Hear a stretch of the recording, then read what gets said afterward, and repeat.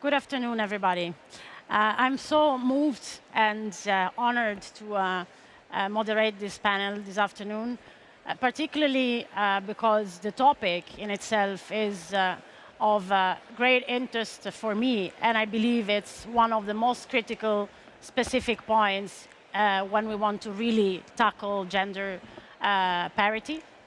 And also because I have the honor of shaping this debate together with 4 fantastic women that actually are committed since ever to spurring gender parity across the world. And so I just want to briefly introduce the women that are actually panelists together with me today.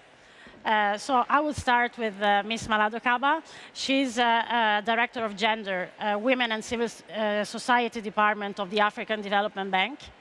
Chiara Corazza, she's a private sector representative for France within the G20 Empower, and she's a member of the G7 Gender Equality Advisory Council.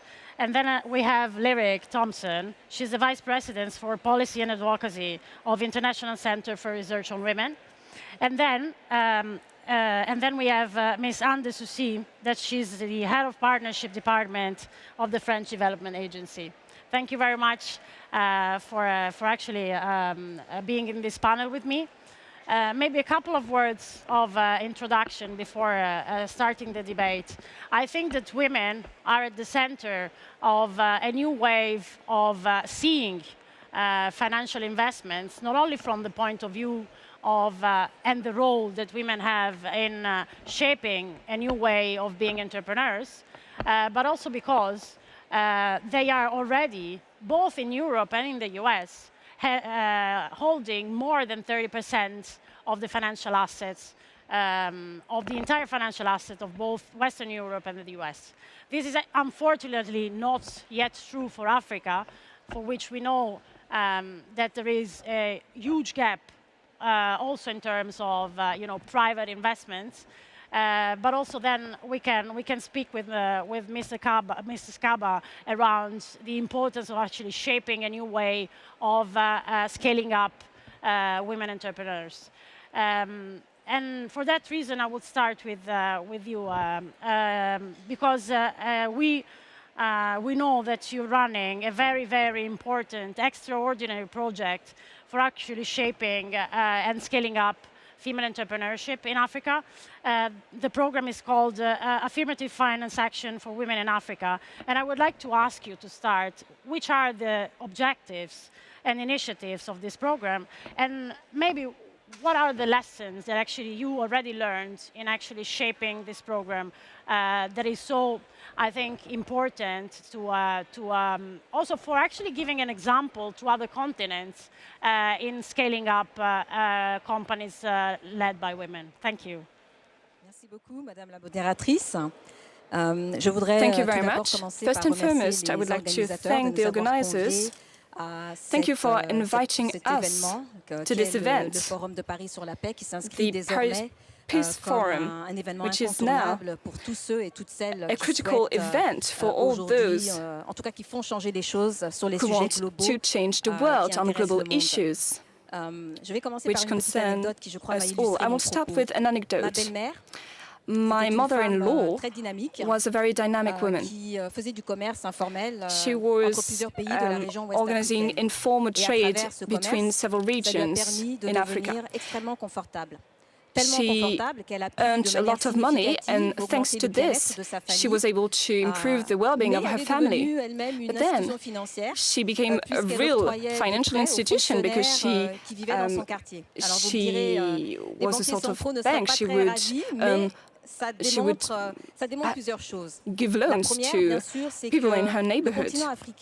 And this shows several things. First and foremost, that the African continent is a leader when it comes to the number of women who are entrepreneurs and women who start a business.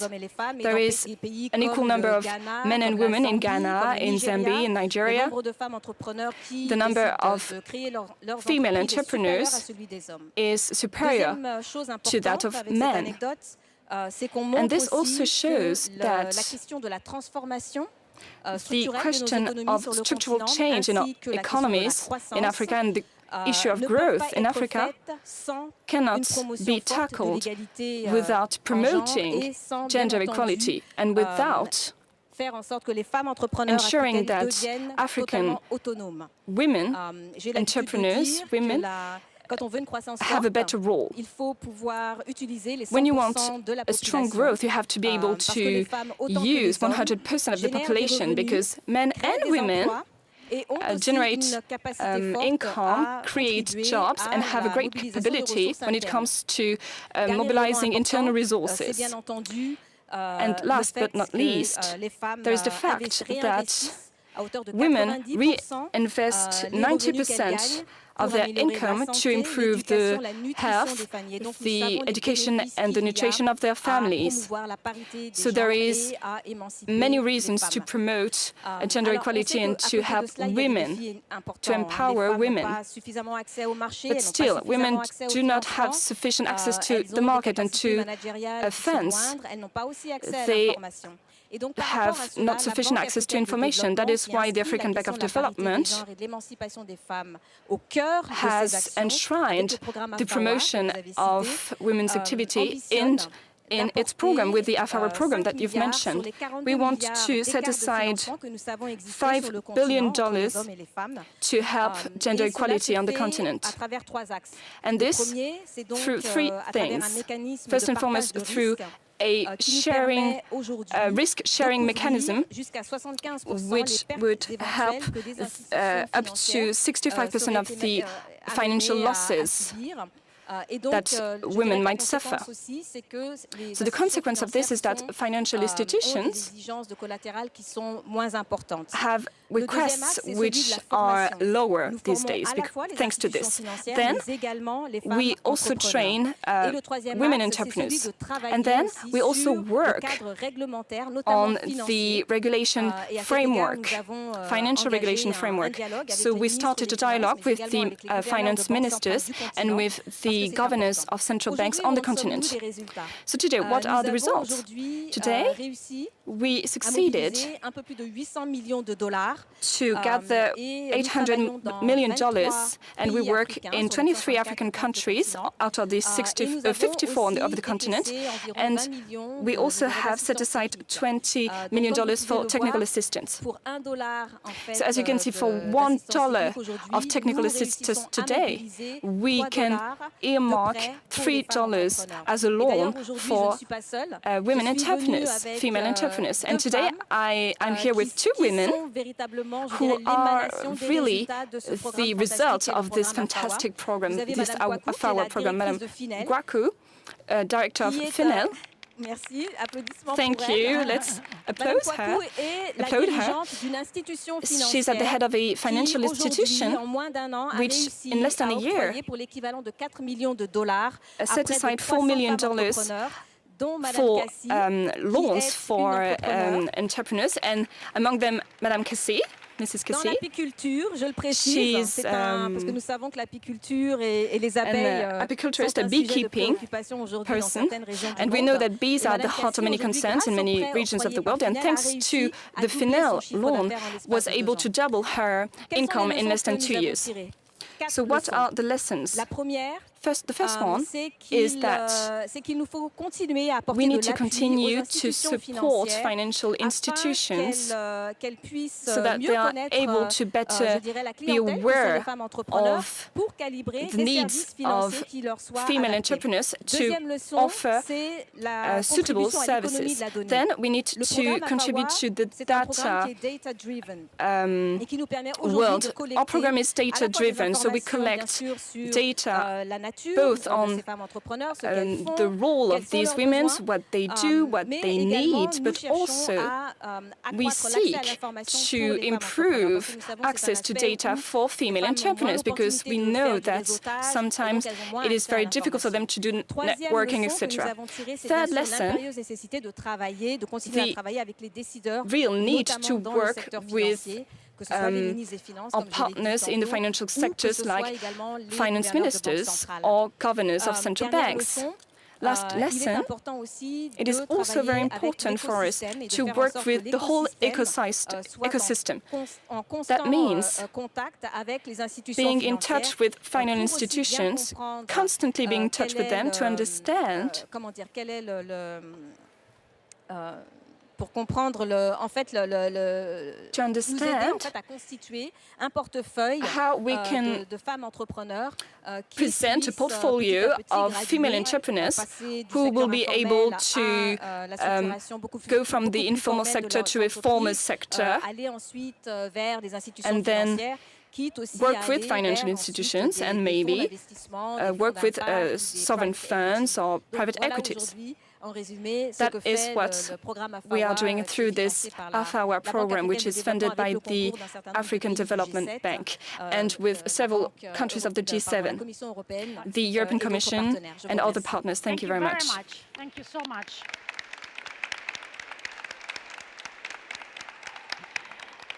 Maybe I would then come to you because when we spoke also before, I liked a lot the fact that you label yourselves a feminist development bank. What exactly this means and how actually you translate these statements to the way actually you promote your fund policy? Thank you very much. Thank you also for inviting me. Un mot en français parce qu'on est solidaire in French de la now. langue française. We want to display solidarity with the French language and we are in Paris. Je suis très heureuse d'être ici. I am very, very happy to be here with you, but this is a mistake because my Director General, Rémi Rioux, was supposed to be there. The French Development Agency is very concerned by the gender equality issue, but we are 5 women now together, so I'm very happy, and I hope many men are listening to us and supporting us. We need you. We need men also, of course. AFD is indeed very proud to qualify itself as a feminist agency. We do it since the Generation Equality Forum that took place here in Paris 2 years ago.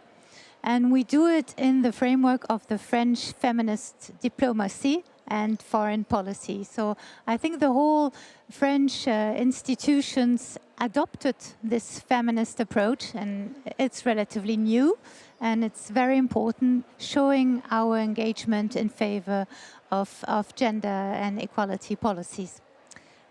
What this means at AFD level is that all our policies, all our projects have to be examined under the lens of their gender impact.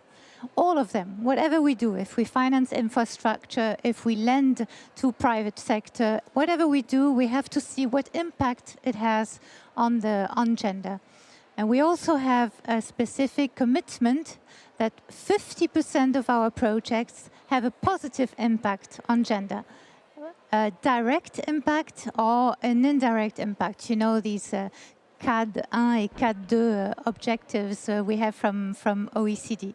So altogether, it's about 4.2 billion euros that are really committed to financing projects in the sector of gender and women support. Maybe I interrupt you 1 second to say one thing that I already noted at the beginning of this discussion. If we really want to have impact in pushing feminine investments, we need to have the data. Because the certainty of the impact actually comes from the fact that we are able to measure concretely and pragmatically what we are doing. I just wanted to mention this because I think it's a very, very important point.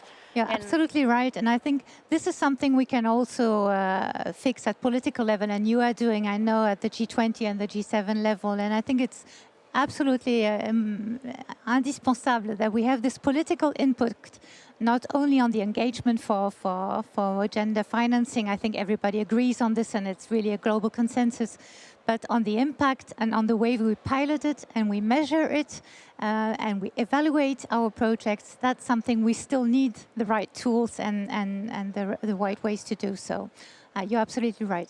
maybe if I can say just one more word, we are a public institution at AfD, but we have a subsidiary which is dedicated to financing the private sector.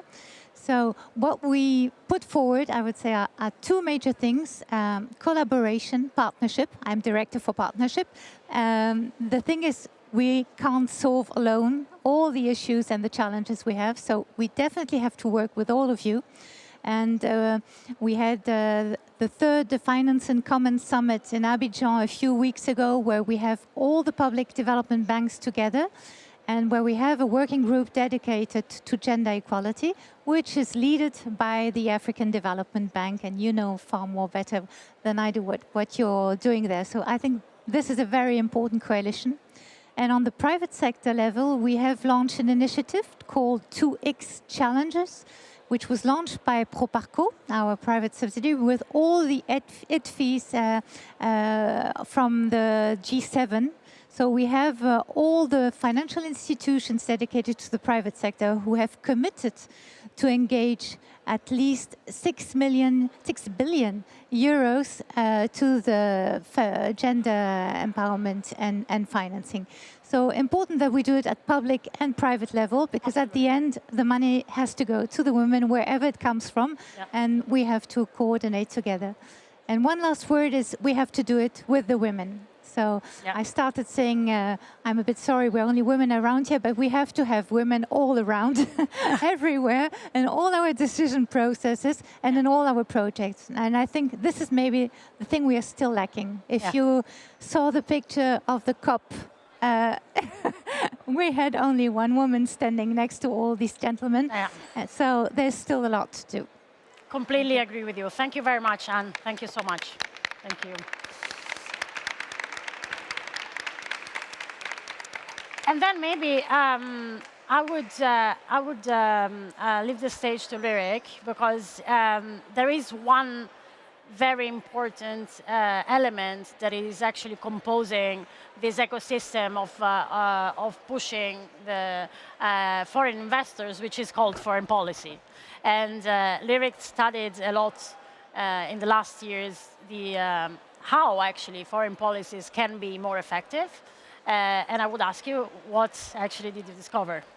Sure. So thank you so much for the opportunity to be here with these incredible speakers and in this amazing venue. We actually, my colleagues at the International Center for Research on Women and I, and my colleague Fatini Patpayoti, who's in the audience, is the lead author on a study that we just released at the UN General Assembly, answering exactly this question, which is what impact does the announcement of a feminist foreign policy have on donor investment, and is it making a difference? And so what we're happy to say is there are now 13 governments that have announced at some point a feminist foreign policy, although the status of a few of those is unclear, including, tragically, most recently, Sweden stepping away from feminist foreign policy as the first country to do that in 2014. But our paper tries to answer the question of, so what for the numbers? And what we found is that there is a correlation between announcing a feminist foreign policy and a higher investment in women and girls and gender equality broadly, as measured by the OECD DAC gender marker that was just mentioned. That's not necessarily sustained over time, so I think we all get very excited on the day that these policies are announced. We really need to make sure that that continued investment continues over time and increases in ambition over time. We also don't see that the numbers necessarily budge at the level of ambition we would like to. So whereas you have Spain, whose foreign minister spoke yesterday about their feminist foreign policy, Spain is leading the FFP countries in the percentage of dollars going to gender equality projects as a specific goal. Spain is also leading on investment in women's rights organizations. And if you haven't been to the Solutions Zone and heard from the women's funds and the amazing projects that are happening all over the world, the Orange Zone back there, we're back there, the Global Partner Network for Feminist Foreign Policy, number of incredible initiatives of what do we do with that money and how does that impact women and girls' lives around the world. But Spain is a smaller dollar amount than France and Germany, which are your largest by volume donors. Those have the highest to go in terms of being able to really increase the percentage commitments, and that's what we want to see. I think the other thing to say here, where we've really seen amazing leadership by the Dutch and recently by the French, is tackling the hard issues. If you're going to call your policy feminist, then don't be afraid to go to bat for abortion. Don't be afraid to go for some of these issues like climate and SRHR, sexual and reproductive health and rights, we find are the two most pressing issues for women and girls around the world right now. And for most of the FFP countries, those are not the sectors they're investing in, with the exception of the Dutch and the Canadians. And the French have recently done this SRHR fund, which we're hopeful will be replenished. One final word on what is feminist investment from a donor perspective. New mechanisms, gender lens investing, working to make sure that we are doing things like the Canadian Equality Fund, which is taking those dollars and putting them in the hands of women investors, in the hands of women's funds, and is being really designed in conversation with women who are on the receiving end of those policies. So the collaboration and partnership theme is key. Thank you. Thank you. Thank you so much. Thank you, Thierry. And last but not least, I would like to ask to Ms. Corazza. Ms. Corazza, she has always been an advocate for gender parity since long time. In this last role that you have, being part of the advisory board for G7 for gender parity, I would like to ask you as to whether you set it already a direction of proposal that actually goes and aims to reach the goal of equal access to finances and investments for female. Thank you so much, Christina Catania. I'm so delighted to be with this outstanding woman in this outstanding place. And I'm very, very grateful to the Paris Peace Forum to have put on the floor of the agenda those very important topics that are feminist diplomacy, as you say, advancing feminist diplomacy in number, and of course, linked with feminist finance. That means how we ensure that women, as men, contribute to a better world, including driving the financing means that exist in a more inclusive way, taking into account the needs and the impact on all of the humanity, not just a part of the population. And this, I think, is very important because if, as we saw, the big team, the big ambition of this Paris Peace Forum, this, I would say, extraordinary edition of the Peace Forum, because we are in this multi-crisis, if we want to ride it out, we need women. We need women with men, and we need to better use the resources to ensure that this world will be more sustainable in each field. And of course, if we want to create stability and durable peace, we cannot have an unjust finance, an unjust way of using resources, because injustice, economic differences and gaps, they create instability, insecurity, and war. We know that. Then how better than women on the field? How better the woman in finance? How better women included in the way of deciding, as you said, how we want to invest on purpose, maybe in other needs where other people maybe don't think about, because we think in a different way, could be so useful to change things. And you're right, Christina, in the working group of the GIAC, I choose to focus on this topic that for me is crucial: ownership, investment, and entrepreneurship. Because they are, as we say in good English, le nerf de la guerre.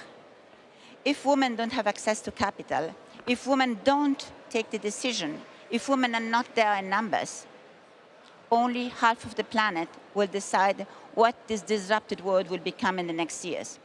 That means that, you know, the numbers, I just would remind some for those who are not completely aware.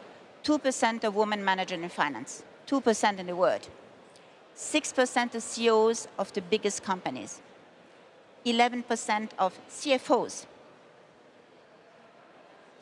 And even worse, access to capital. In venture capital market, you know better than me, only 2% in an average worldwide, with some better results in the States with 2.3. Yeah. It's not really what we want to. We have 224 women-owned businesses. They have accessed less than 1% of public funding. And even in the private sector, when it goes to finance the supply chain, women access at less than 1%. There's an issue. And so on and so forth. I can't continue, but I don't want to see it in a negative way. I just will say that we learned that these need to make a completely shift of paradigm. We really have to change the mentalities, but not for women again. It's not for us. It's for all of us. It's for our children. And by the way, see the results of ECG. I'm very optimistic. Look, all the companies who adopted ECG as a criteria of investment. There are more and more. They're really, I mean, very good examples. I cannot say, but many do that. Results. This year, in 2022, 70% of the CEOs said that they outperformed at already 40%, 40%, when they applied ECG criteria. Performance. And why we could not imagine, I'm not dreaming, I mean just why we could not imagine that inclusion, gender equality, it's not one of the fundamental criteria of ECG, and we use it as a criteria of investment. Performance will be there. And of course, as you said, it should be also be gender balanced team to select the projects. There should be decision maker who would give the priorities of how we want to invest the money existing. We have to, based on your excellent study, Christina Catania of McKinsey, we have to see which products, new innovative products, correspond to the expectation of the more and more numerous women investors. They don't want to invest as others. Myself, I don't want to invest. I want projects that correspond to my purposes. Put it on the market, and I will put my money there. Yeah. And by the way, young generation, millennials, girls and boys, they invest with their pockets. They choose where they want to invest. Then it's the market law, it's the business law. We will have to follow this. It's not just justice. And again, I will cite, not because Christina Catania is there, because I always do, the wonderful study that always helped me when I was trying to promote women empowerment around the world, when I said this magic word, 28 trillion US dollar could be added at the GDP if women were more equal in the economy, and then, by the way, men listening. What? Really? It works like that in each country. Miracle, fact and figures, but miracle, but also attention. Attention, we cannot lose it. It would be a waste. Then, just to make it simple, for me, we would really have to rethink, and I think it's something we can launch from here for the PS folks. We have to rethink the system of financing in the world. First, states. States with the agency. States with the agency, FD is a very good example. When states give multilateral or bilateral cooperation like ODA, the official development objective, assessment, why then haven't put in mind as a priority gender lens? The results are very bad because we invest something like 51 million, I took it on your control, 50 billion a year in US dollars in international cooperation. Only 7 billion go to women projects that have an impact on women. Let's have, as you do, or as other international institutions, the African Bank does, and IMF and others, let's put it in the impact and let's measure the results and see what are the wrong projects and what are the good ones, because maybe very intentional one, at the end they're not efficient, and let's take the best practices. First. Secondly, sovereign funds. Look, sovereign funds, they could really be an example. At the beginning of the year, when the Norwegian sovereign fund decided to invest mainly on companies, no, not maybe, exclusively on companies who have at least 30% of women in governance. It's fair. That means that those companies respect the law and also have in their strategy, in their vision of the company, integrated the importance of gender equality. Let's have other sovereign funds following the example. Let's make it as a leitmotif. It should be the normality, not just one. And in the same way, public and private sector together, as we just said, I'm really convinced that in some banks are really doing that.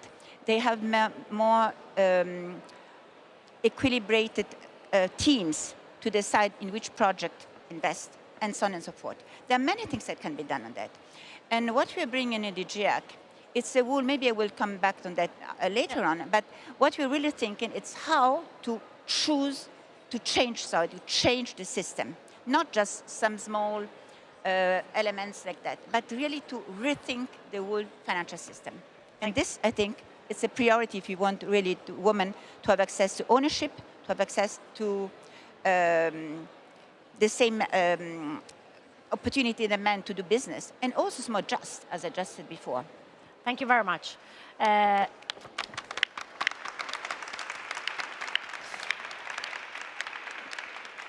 Maybe I would take the occasion of just saying 2 words following what Chiara Corazza said.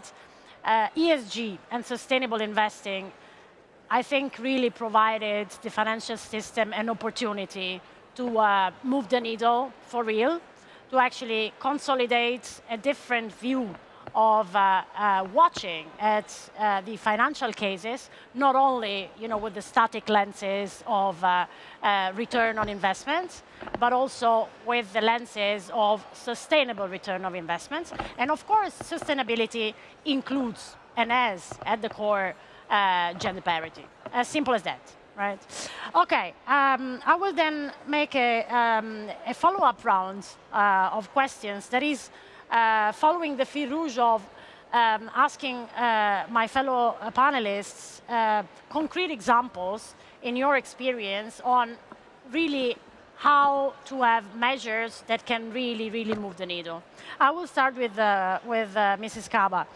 In light of your experience with the AFAWA project, do you have some concrete examples of measures that we can actually suggest also to other organizations to push forward? Thank you. Thank you very much, Christina, for this question. I have 3 sets of measures. Number 1, we need to be very opportunistic in supporting financial institutions to actually provide financing to women entrepreneurs looking at the value chain. I think that's very important because it is a way to diversify the economic base, and we know that for African economies, this is absolutely critical. Number 2, we need to be strategic, and that we have started to do it in the context of the AFAWA program, and that relates to the dialogue that we have initiated with ministers of finance and governors of central banks. They are absolutely critical, and we are being strategic because they are strategically positioned in government to influence a wide range of issues.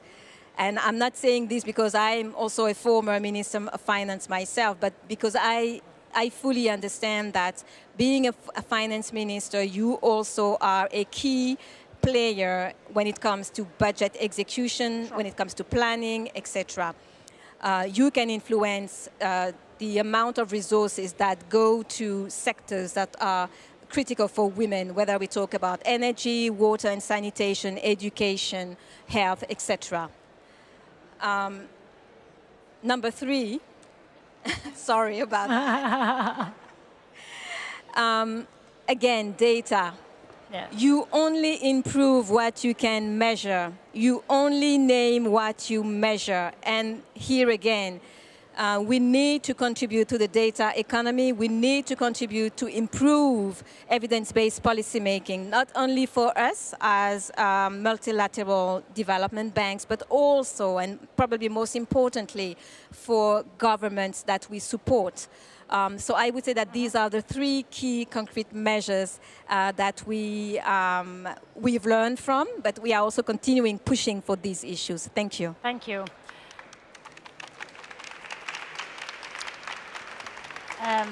While I will ask Lyric to provide some successful examples that you have encountered in development finance, I would also encourage our audience, in case there are questions, we can take, I think, a couple of them. Great, thank you. I actually just came to this example from your colleague, Development Bank, the Asian Development Bank, as they've been doing a lot of work to do 2 things. 1, increase their investments in gender, but two, to do that with specifically their climate funds and their climate investments. We talked about, we're here writing out the multi-crisis, the need of the intersectional approach that not only advances gender equality, but planetary integrity, et cetera. And they have been tracking their progress, increasing the gender spend in a similar but distinct marker than the OECD ODA marker, the gender marker that the DAC uses. But generally it's the same sense of we want to know how much we're spending on gender as a priority, and then how much we're spending on gender that it's one of a number of priorities. It's having a positive impact if it's not a main objective. And by setting targets, they have now achieved 100% of their climate finance has the gender some positive impact, not necessarily like it's the priority. And that's been a massive improvement, and they're to be congratulated. But interestingly, as they are tracking this data over time, the principal investment, the one that's just supposed to be focused on gender, fell by about half. So I said, what's going on here? And they have a target for the overall, but they don't have a target yet for the principal. So I think that what gets measured gets done is correct, but also we need to set goals. We need to be clear about them. We may not hit them every year, but as long as that we're being honest with ourselves about the change we're trying to see and tracking whether we're on track, then you do see change happen over time. And that's I think, a message that keeps us Thank you so much. We have a question from the audience. Let's see if we can hear it. Bonjour à tout le public et bonjour au panel. Good morning, ladies. Good morning to all of you. Bonjour à tout le public. Good afternoon, ladies. Good afternoon to all of you. Thank you very much for all this information from a strategic and institutional viewpoint. My question is the following. The women of tomorrow are the girls of today. So how can we make sure factually that what measures can be implemented in order to make sure that influence process will bring something to girls in order to provide girls with the right information in order to reduce bad influence linked to social networks and the digital world. I do believe that for a woman to feel important tomorrow, the young girl of today has to be informed properly, because we can see that there is a mental deformation because of social networks, and many young feminists are very interested in all of this. Thank you. The logic of the question is really how to make sure that we change the mindset of the next generation of female sooner rather than later, right? So starting, I think, with education, debiasing,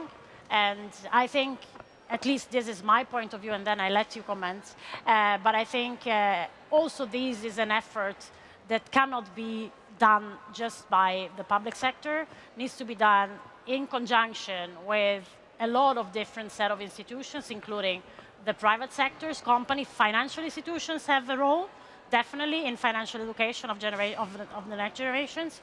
And I also believe that also at the international level, things need to be changed also in shaping education programs since childhood. I think that, Chiara, you can comment, and maybe if you can also give us other examples. Je vais répondre en français pour messieurs. Yes, I will reply in French. I will provide you with a very concrete example of what we are doing. I was honored to be chosen by the Chancellor Olaf Scholz, by the GEAC members, so Gender Equality Advisory Board. We are working with the G7 countries in order to implement a system for the G7 countries, but also for the whole world. I am working on a concrete example personally, and I will present it to the Chancellor next week. And it shows how we can change mentalities. Access to capital. Access to capital is provided by acquis because of codes, traditions, bias, unconscious bias, cultural bias. And we tend to say that women will not reply to tenders, for instance. And I was saying that we have massive budgets, almost 15% of the total US budget that is provided to 99% of companies led by men. In France, it's the same type of figures. And why are women not going there? Not because they have no possibility of winning the tender, but they lack in confidence. They believe it is a men's club. They do not have the codes to go there. So what should we do? Well, we should provide them with confidence. Tell them, you have a good product. You can reply to this tender and you might win it. On top of this, you will provide more competitivity, more justice, a better price, and maybe better qualities. So what should we be doing? I am against affirmative action. I do not believe that women actually need affirmative action.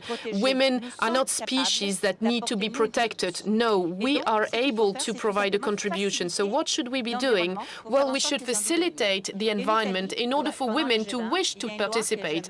In Italy, during the G7, there was a law that was adopted. I really like it, and it's on the floor of the G7 as well. Elena Bonetti, the Italian minister, was carrying it. She was Ministry for Equality and Family, and the law states a very simple thing. In all public tenders, there will be additional points for companies that respect the law. Equality in pay, equality in promotion, favorable environment in order to have a work-life balance. We are not asking for the sky. We are just saying that they will have more points, and it will give girls and women the will to go there because they will be considered.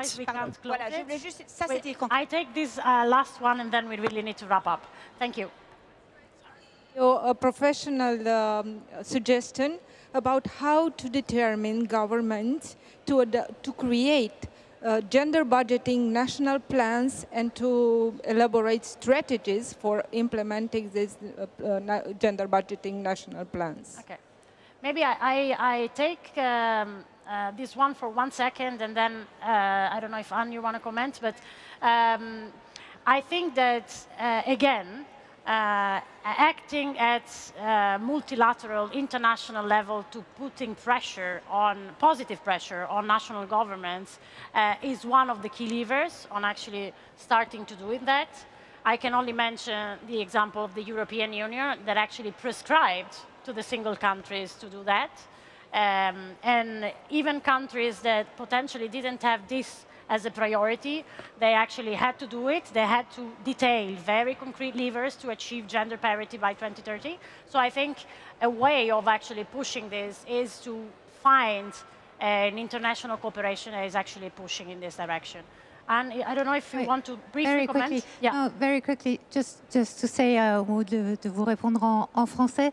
I will be replying in French. Well, indeed, it comes from a political level, but even at the level of financial institutions, we make sure that when we offer a loan to a partner country or when a partner country asks for a loan, we grant them the loan, but we ask them to act on all gender-sensible policies, be it in accounting, in tax, whatever the policies that are implemented, they are granted the loan on the condition that the policy will have a positive impact on gender. And I do believe that it is quite easy to actually convince our partners to work in that direction. Really wrap up. I would continue for hours debating this topic because I think it's amazing also the way actually we all are engaged in this.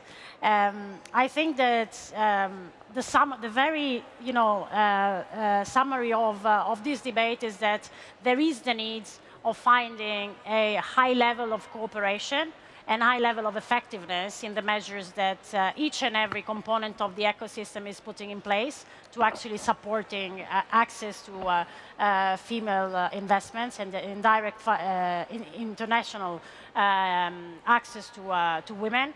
I think that I already have a proposal to this table.